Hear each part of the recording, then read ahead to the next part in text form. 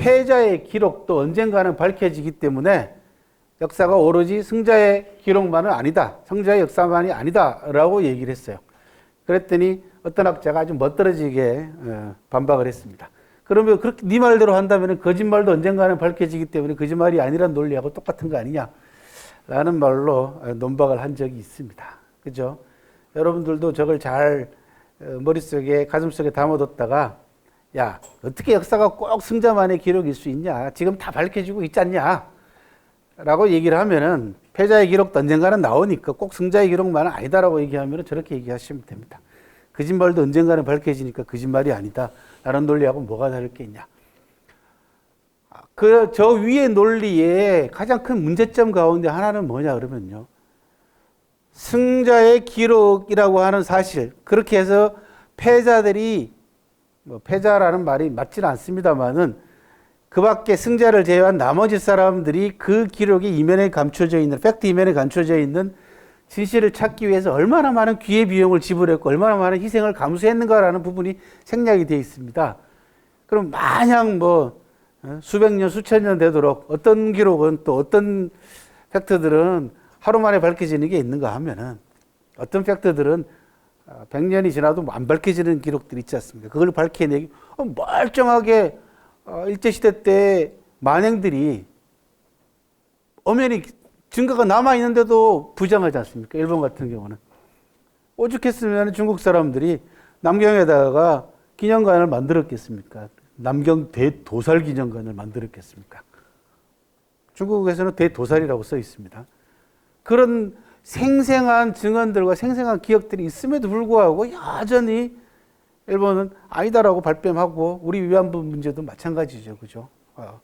그러니까 그거를 해결하기 위해서 그리고 그런 만행을 저지른 사람으로부터 진정한 사과와 배상을 받아낼 때까지 얼마나 많은 시간이 걸렸는가라는 걸 보면은 가슴 아프죠. 예. 그게 기회비용이라는 겁니다. 기회비용은 단순하게 경제적인 부분만 들어가는 것이 아니라 인간의 영혼의 문제하고 딱 걸려 있기 때문에 굉장히 그 피해가 상상 이상으로 큽니다. 엄청나게. 그래서 역으로 말씀을 드리면 역사가 그만큼 무섭다라는 얘기이기도 합니다. 저희들이 학교 다닐 때 가장 유명했던 역사에 대한 증인은 이거죠. 그죠? 정의는 역사는 과거와 현재의 대화이다라고 하는 이에치카의 이 정의가 가장 유행을 했었습니다.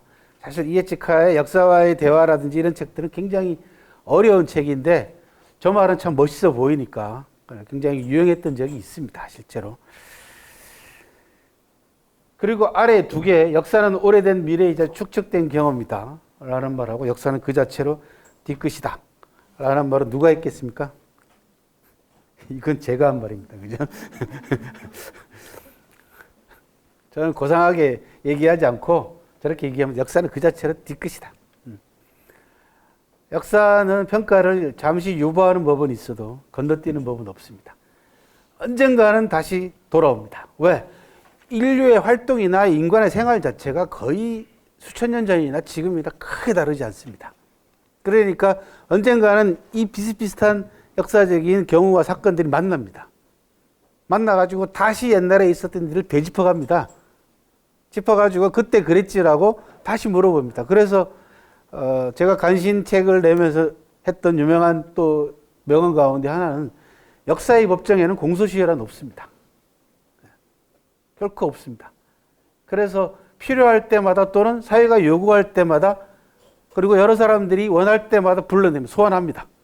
불러내가지고 그때는 이랬지라고 근데 지금은 이렇지라고 비교하게 만들고 반성하게 만들고 또 비판하게 만듭니다. 그래서 나온 얘기입니다. 역사는 그 자체로 뒤끝이다. 그 사람 성격 가운데서도 뒤끝 있는 사람 보고 맨날 비판적으로 얘기를 하는데요. 인간은 기본적인 속성 자체가 뒤끝을 가지고 있을 수밖에 없습니다. 나한테 섭섭하게 하는데 그냥 넘어가요. 안 넘어가죠. 예. 속으로 미워하든지 안 그러면은 어떤 형태로든지 보복을 하죠.